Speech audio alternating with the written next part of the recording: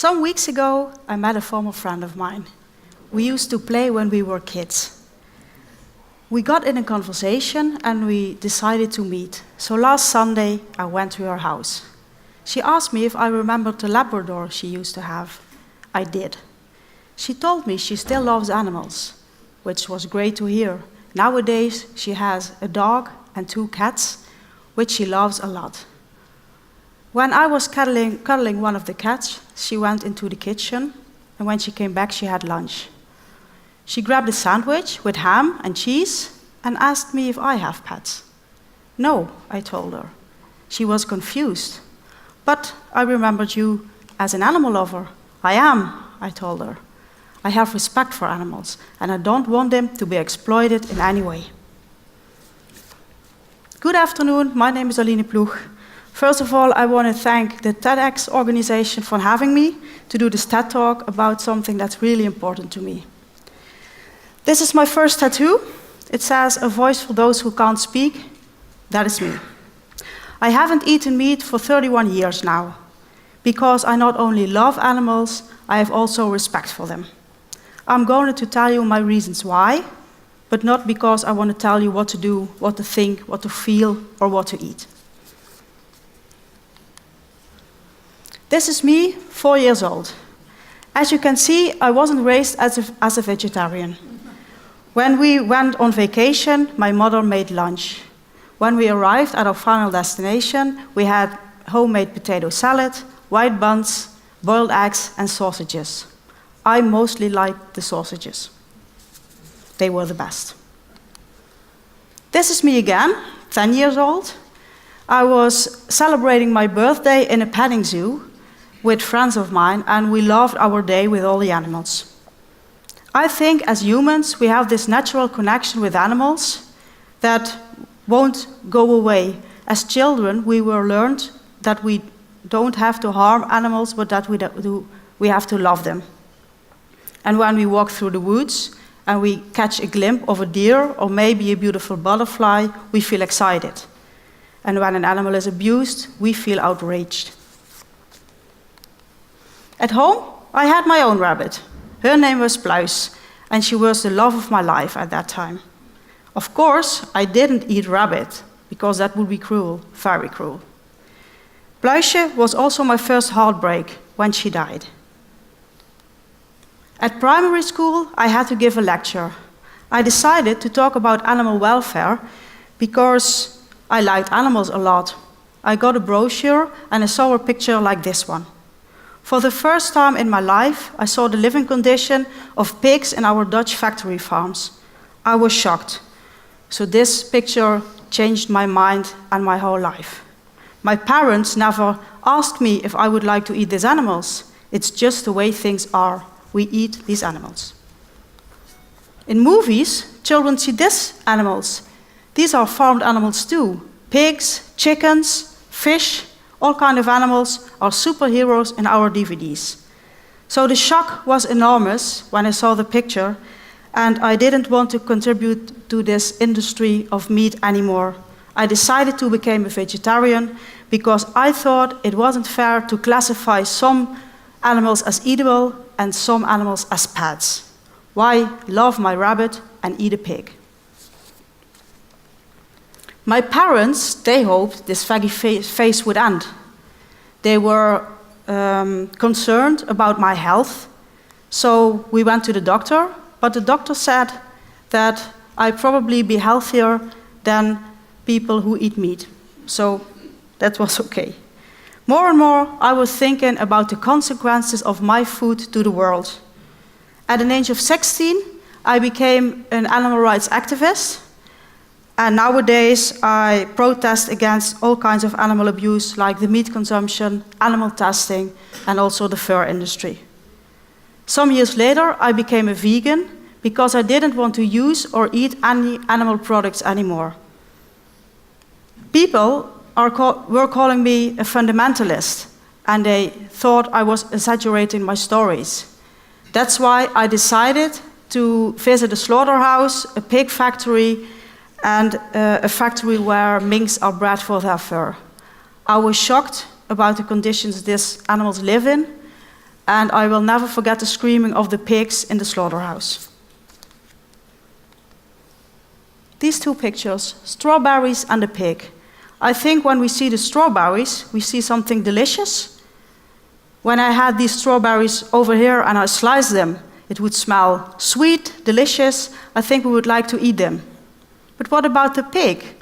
I think most of you will see cuteness, and other ones will see bacon, sandwich, sausage, I don't know. What if I had this animal over here and I sliced it? What would we smell? I don't think it will be delicious. It will be the smell of death, I think. What if I had this pig and a butcher's knife? Are there willing people to slaughter the pig? And are there people who will come up for this animal? I think humans have this passion, compassion for animals, so they will help the animal. Another animal, a dog. In our culture, dogs are pets. We love them. But in other cultures, pets and also cats are eaten. They are food. We think that's disgusting to eat a dog. What about these two? So it's disgusting to eat this animal, but not this animal. It's wrong to eat this animal. It's not wrong to eat that animal. Why don't we kill this animal for food, but do we kill that animal for food? We were told to love animals, but we are also told to eat animals. It's culture, and I'm convinced that our diet is a learned behavior. People often ask me why I am a vegan, why I became vegan. Well, my main reason is the compassion for the animals. As I told you before, these are the terrible conditions where animals in our Dutch factory farms live in. Animals are not seen as living creatures, but they are seen as things, as objects. In the Netherlands, every minute 1,000 animals are killed for our meat. So that means by the end of this speech, nearly 10 minutes, 10,000 animals are killed for human consumption. How is it possible that we don't find this disturbing? Because it's the story we were told. We are told that it's healthy to eat meat, that it's good for our bones to drink milk. We are told that it's natural to eat meat, drink milk, eat fish, use eggs. The milk industry. Cows that produce milk are often also in the intensive farming, as you can see on the pictures. The cows are artificially inseminated because they have to be pregnant over and over again to give milk, because otherwise a cow doesn't give milk.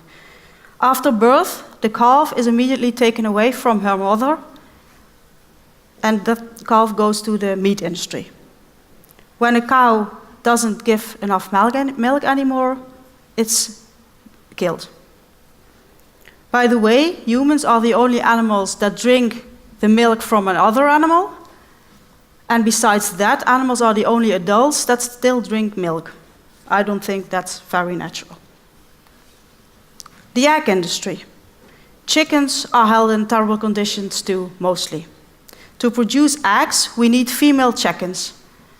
When the chickens are born, we also have the male chickens, and they are worthless for the egg industry. So they are killed immediately after they were born. This concerns 30 million male chickens every year in our country, so that's a lot. I don't really think we want to do this with animals, but we like the taste of them. So, I don't know. Nowadays, I have more reasons to eat plant-based and not to use any meat, fish, eggs, or milk anymore. World hunger is one of these reasons. More than 70% of all our acres we use to grow grains to feed the animals. For every pound of grain and soybeans that are fed to farmed animals, only a fraction is returned into the form of edible flesh. So that means that we are very inefficient with these foods. These foods can be used more efficient when we feed them directly to humans. I think it's very unfair to make food this way, while people are starving. Every day, 15,000 children are starving of hunger, while we need the foods to feed our animals. Studies indicate that by eating meat, there is enough food and space to feed the world for now and in the future. The environment is a big reason too. What we eat, especially animal products, have a big impact on the environment. The intensive farming causes the biggest emission of greenhouse gases like CO2, so even more than all our transport. Besides that, the industry uses a lot of water and energy. We were told to live more energy efficient, and research shows that by eating plant-based, that's the only and most effective strategy for reducing the global warming. We all know that drinking a lot of alcohol or smoking have a bad influence on our well-being. And the way we eat is also very important. Whereas a poor diet may have injurious impact on our health, like heart disease, diabetes, obesity, and strokes, eating a lot of vegetables can improve our health. It provides us with all the nutrition we need. These are some examples of meals I make since I'm a vegan. They are made with vegetables, a lot of vegetables, tofu, whole grain pastas, rice, vegetables. There's a lot of food that can be eaten if you eat plant-based. I think there are many reasons to eat plant-based. It's a way of thinking and acting that can be learned. And if you are interested in eating healthier and contributing to a better world, you can make the change. Any questions, you can email me at this email address. Thank you very much for your attention.